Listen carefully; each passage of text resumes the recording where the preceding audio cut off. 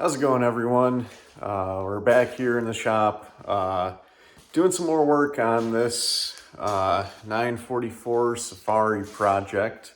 It's back up in the air. As you saw with the last video, we got the suspension pretty much set where it needs to be.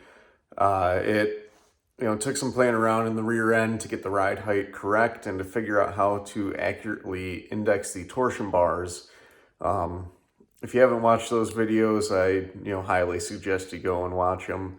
You'll learn a lot. So at this point, right now we have most of the suspension wrapped up. All the big stuff is done. The modifications to the struts in the front have been done.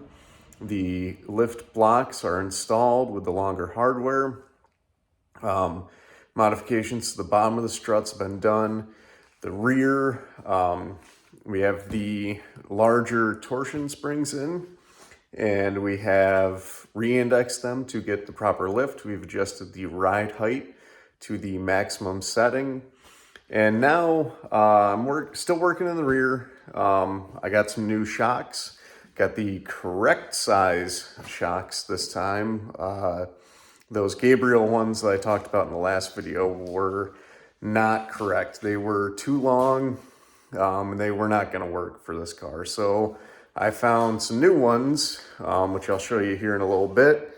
But I also wanted to show, it's been a little while since I've really worked on this car a bit. Had some other stuff going on, some stuff around the house and stuff like that. So I have been doing some things, little things here and there, nothing too crazy. But just figure I'll give you a quick rundown of what I've done to the car. One thing that you all probably noticed, there was a cable hanging out of this door. I didn't have a door handle. So now I have a door handle to open the door from the outside, which is kind of nice. Makes it a little bit handier than having to grab onto that door cable, which was actually for the inside latch. It was this cable right here. So got a door handle right there, and we also got bumper shocks and was able to mount a front bumper on this car. Well, the front bumper that came with the car. So it was pretty nice getting that. And besides that, the car was also missing a rear axle shaft on the passenger side. So I sourced a new one off of eBay. I think it was like a whopping 60 bucks. Got that installed. I was a little skeptical of it at first, but it fit on there really nice. And I think it should be fine for the price. Really can't complain. So I guess we'll just get into these shocks that I got, getting them installed. Show you that. I'm gonna finish bolting the rear axle in. Show you that. It's pretty simple.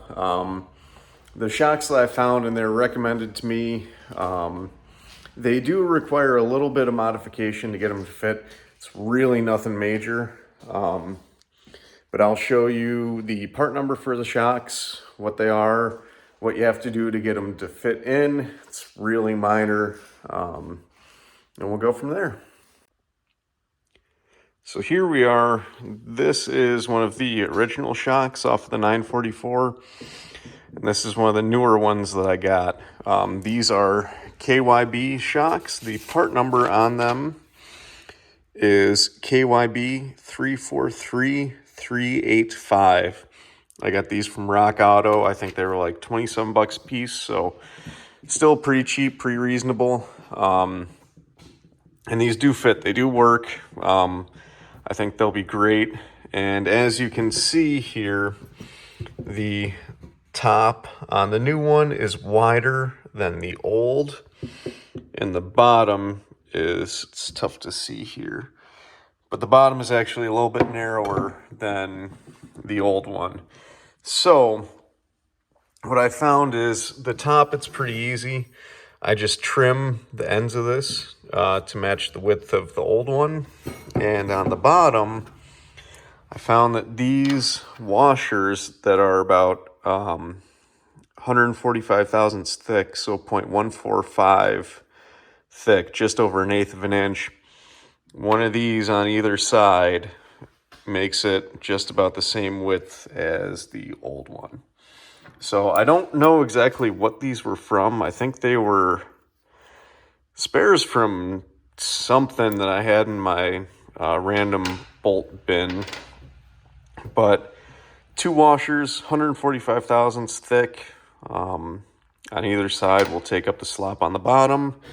And what I did with the top is I just take a pair of calipers, measure it, then just scribe a line on this little tube, and then I just use my zip wheel, cut it off, deburr it, slide it up in there, and we're good to go. So we'll get this set up. We'll get this one, the top of this one cut down, and show you how we do that. All right. Okay, so what we're gonna do, the way that I kind of lay this out is I just take a measurement of our upper mount. It is about 1/650, and I come and just sort of do a light little mark right on this other one, kind of roughly centering it. So we can kind of just see my line, and I'll take my paint pen here, just add a little line right there, and that's where I want to cut. So that's about how much we're going to be cutting off of it to get it to match that width. I'll probably cut it just a little bit wide, because we do, it's easier to take material back off than put it back on. So we'll do that. We'll get that cut, and we will put it in the car.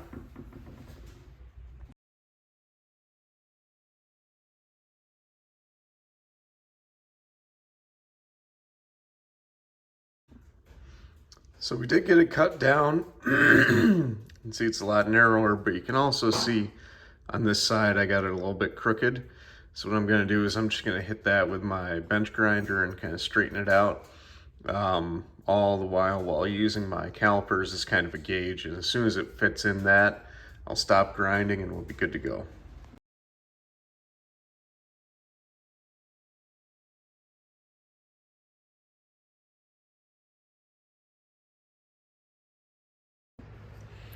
So we did some grinding on this guy, and as we can see, our 650, 1-inch 650 width just slides right over there.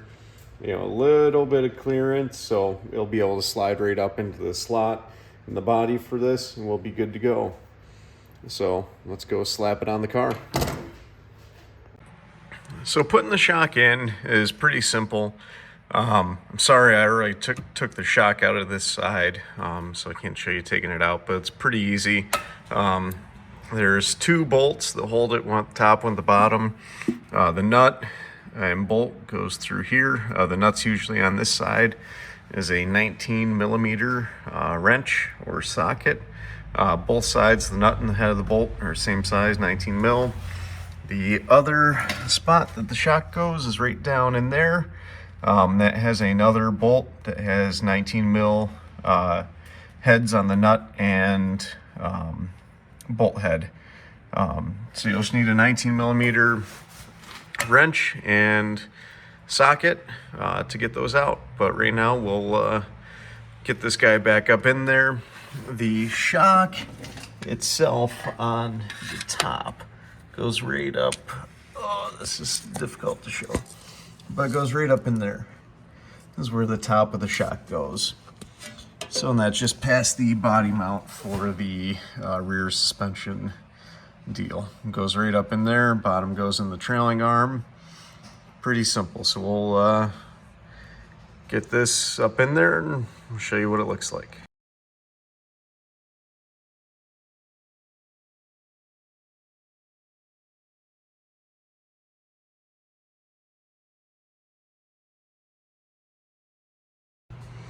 So we got our new shock in here, got the bolt in the top back in there, and the bottom bolt in, and you can see the washers that I got on either side to take up the slack, and those work out great.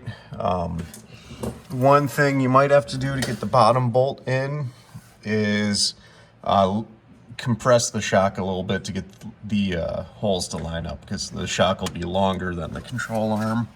One thing you should do is when you put it in, keep the top bolt right up here loose until you get the bottom bolt in, because you don't want to put the top in, tighten it down, and then have to kind of torque on the rubber bushing to get the bottom bolt, or to get the bottom of the shock absorber in the right spot. It's not really good for the bushing to tighten it and then twist it, and have it always sitting at that twisted angle. So put your top bolt in loose, put your bottom bolt in loose, and then tighten them both up and you'll be good to go. So I mentioned earlier in the video that I got a axle shaft off eBay because this car was missing one, and this is what I got. It was actually a really nice kit. I was a little bit wrong earlier when I said it was like 60 bucks. I think with tax and shipping it ended up being like 76. Which still is really cheap. It came with the CVs, the axle shafts, new boots, came with extra grease, so I packed it a little bit extra. The even really nice thing is it came with all the hardware, the Allen bolts and those kind of funky washers that they come with, the wide washers that go between the two bolts. Which is good because I didn't have any of that from the original axle. It was all missing. So I just have it in here loosely right now.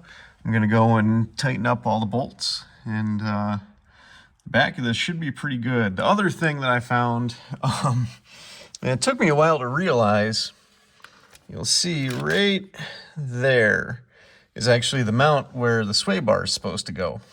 And this car didn't have a sway bar in it. So I actually found it because this car also came with a lot of parts. So I found sway bar, found the end links, and the brackets for where it attaches to the body. And then this is where it attaches to the control arm, and it has the bushings on it already. So that was kind of nice. I'm still debating whether or not I'm going to put that on just yet.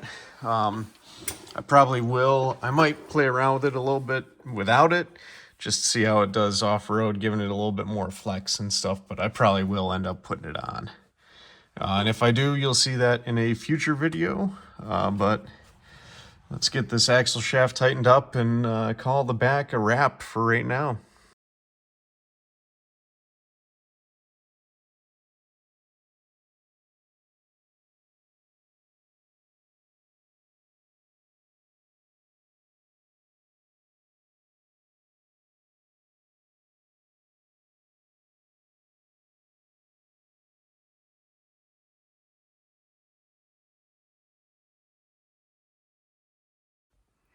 All right, so we are still moving along with this car. We're making some good progress. We're pretty much wrapped up in the rear. I'll just decide if I want to actually put that sway bar on or not. I probably will end up putting it on because ideally I do want to drive this car on the street a fair bit as well, just for fun.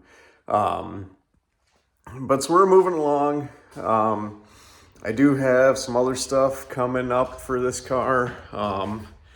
I have lots of motor parts. I got new bearings, all the gaskets for it to go through that motor right there, and just go through, open it up, clean it out, make sure everything's in decent shape in it, and then we'll put it back together, reseal everything, and then put it back in the car. So that'll be coming up pretty soon. We'll be getting the motor gone through. I got a few things coming up for the front suspension. I'm trying to source a bump steer kit for this to flip the tie rods to the other side of the steering knuckle. And I think I found a already pre-made kit. It's for an early Volkswagen Jetta Golf, stuff like that. So I got one of those on order. We'll see how that works. If it does work out, I will definitely pass that information along to you guys. So again, thanks everyone for watching. All the new subscribers that are following along with this build, thank you. Appreciate you being here. All the likes and comments and stuff, I appreciate it. If there's anything else you want to see, or that I can explain better, or that you think I should do, love to hear it. So thanks again, and hopefully we'll be continuing on this project. So all right, we'll see you later.